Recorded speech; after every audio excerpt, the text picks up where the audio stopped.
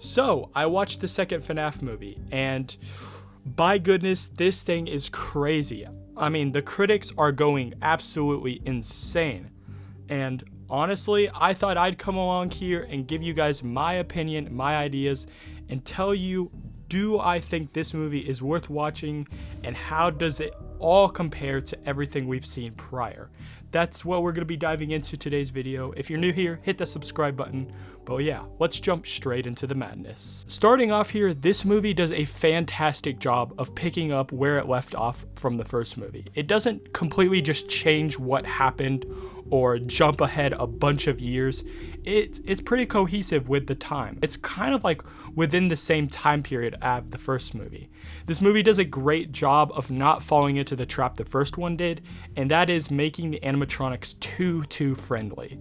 What they did with the first movie I really liked, but at the same time I feel like there wasn't enough time for the animatronics to be hostile, and that was the issue I feel like the first movie had a problem with, because even though they got friendly at some point for Abby, which I thought was cool, at the same time we didn't get to see them in their full like violent state like we know from the games. But this movie completely changes that. We get basically killer robots almost from beginning to end, and it is amazing. They do a great job of making sure that the animatronics have enough screen time, and everything about it is just really well crafted and not just randomly there for no reason. They also don't have the problem of having random side characters that are just on screen for no reason, because I feel like the first movie had that problem and they did it so much to the point where these characters would be on screen. It didn't really make sense for them to be there outside of the fact that they were just a throwaway character. With this movie, we actually have a reason for certain characters to be in the movie that makes sense if they either, again, if they die or if they're there to push the plot forward. They do it significantly better this time, and I think it makes the movie significantly better in that aspect. Now getting into the bread and butter, I want to go through everything in this movie I think they did phenomenally well. Now to begin with, they first did something that I found was super unique, and that was they actually gave us more inclusion on the puppet's role in this movie. Now, I know a lot of people are talking about what they're doing with the puppet, but in my opinion, the puppet is one of the best characters in Five Nights at Freddy's. All we know about the puppet from the second game, like go back to the second game and forget everything you know about the lore. All we know is it's this puppet in a music box and the mask doesn't work. So no matter what you do, the puppet's gonna kill you if you don't wound up the music box. In my opinion, that was so cool. But outside of the puppet doing that, we didn't really get much about the backstory. Nothing was really told. So the fact that this movie focuses on the puppet, I think it is very smart.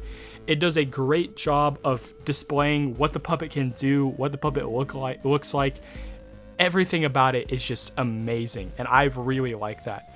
To add on to that, we also have the issue that I thought the movie might have, and that would be having all the animatronics appear randomly for no reason. But luckily, they split it up so well.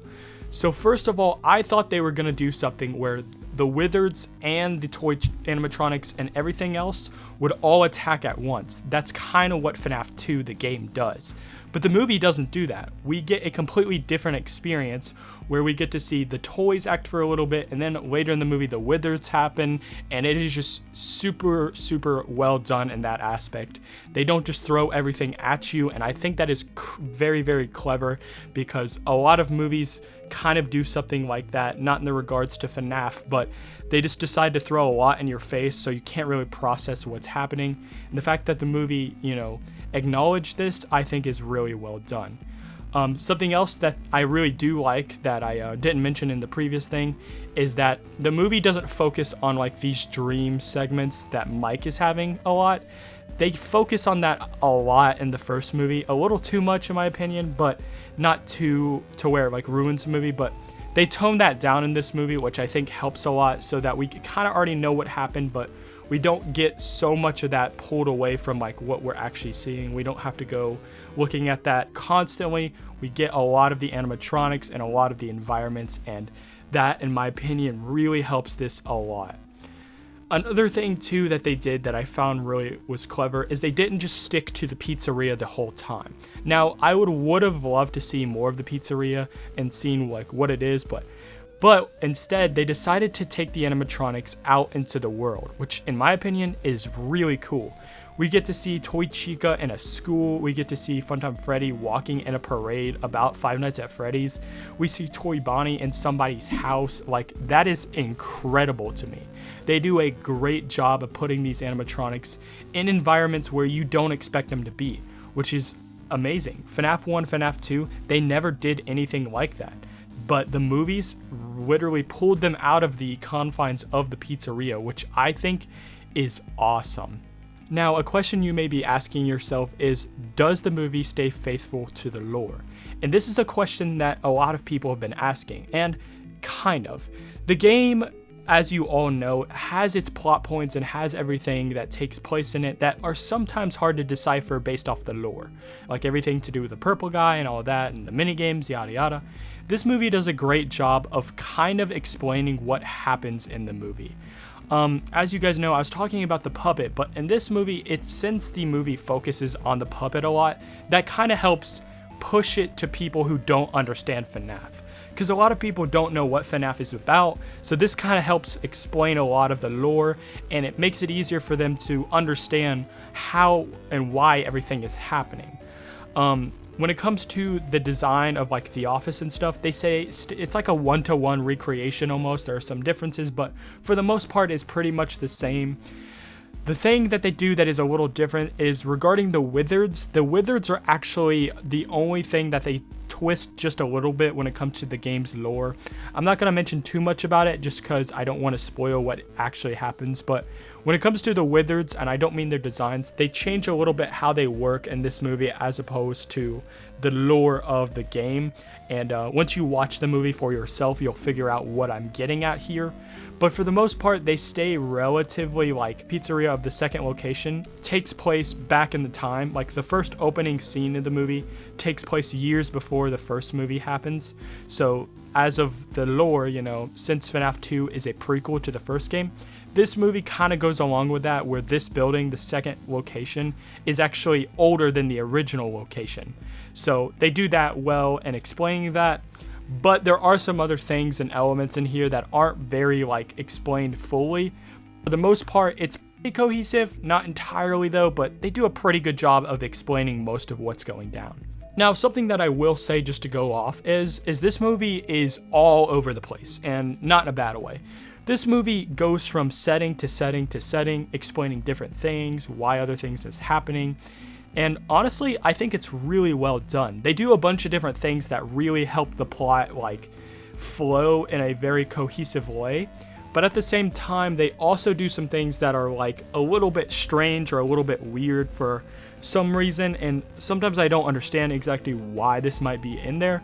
But at the same time, I do understand that the movie is very just like one thing after the other. And it's not trying to just fit the glove of being everyone's going to expect what's going to happen. Because when you write a script for a movie, the one thing you don't want to happen is for the audience to be able to guess what is going to happen next.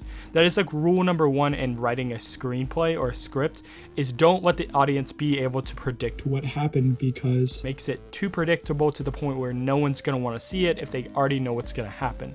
This movie does a good job of not doing that. It helps a lot because you don't know what's going to happen, and it makes it very good because they don't have to worry about the movie being too predictable. I'm usually pretty good at predicting movies like that, so this one, I didn't run into that issue, so I think that's really well done and very, very cleverly made. Now we get into the quirks of the movie, the problems, the issues I've had, and today I feel like this movie has a terrible pacing issue. The pacing of this movie is very, very strange for some reason. For whatever reason, we spend a lot of time before the like main event where the animatronics kicks in. We spend the time away from that for a good chunk of the movie, and considering the length, that is kind of an issue for me because we kind of want to just be thrown into it just like that. The movie doesn't really do a good job of transitioning it or making it make sense but it also just doesn't understand that like most people are going to want to see the main event and everything that's happening. In addition to that, it also doesn't really do a good job of explaining the reason as to why Charlotte is mad. Now, Charlotte is the puppet, and you'll understand that once you watch it. But in the movie, the puppet is basically mad at people, and it doesn't really give a cohesive reason as to why that is. It tells you why, but it doesn't really make sense in my opinion, and to me, that's not something I really liked, because in the original games, that's not a part of the lore, and I feel like when it comes to the lore, they should have really stuck with that part of the lore. I feel like it worked significantly better, but they didn't, and I feel like that kind of hurt the movie a little bit, and for some reason, it makes it kind of hard to follow some of the reasons as to why everything is happening when it comes to that. Now, something you may be wondering is, why are the critics giving this movie a 11%? And honestly, that is a good question. Now, pulling up on Rotten Tomatoes that I have currently, some of the reviews say this. One of them says, "Soul Imperative appears to be boring," and that is it. Another one by another guy says, "The trauma is not much discussed with characters, and the film is kind of a child communing surreal automation." A lot of the reviews aren't very cohesive, and a lot of them are just saying that they don't like the movie because it's boring, or they don't really have much to say about it. Now, the movie just came out, so of course there's not going to be much, but at the same time, I feel like when it comes to a movie like this, you're in a completely different ball game. The reviews and the critics, I don't think understand that the movie isn't supposed to be like you understand everything. And like I mentioned before with a script, if you can understand everything, there's a difference between knowing what's going to happen and being able to comprehend what's going to happen. When you read something, if you read, "My mother went to the store," you can understand what that means. Oh, a mom goes to the store to buy something. Now, if it's something more of the lines of, there is a store and somebody is in this store and she's getting things. What is she getting? We don't know, but it turns out this person has a really important job in her life. As you can see, that can be very, very vague when it comes to "my mother went to the store." It could be the same thing, but described completely differently in a way that you may not understand. And I feel like that's what a lot of critics don't get about this movie. I'm not saying they're wrong for writing their opinion. If you don't understand it, you don't understand it. But I also feel like this movie could have done a better job at making it a little easier to pick up on, even though it already does a significantly better job in the first movie. It could have definitely helped out a lot more in regards to that.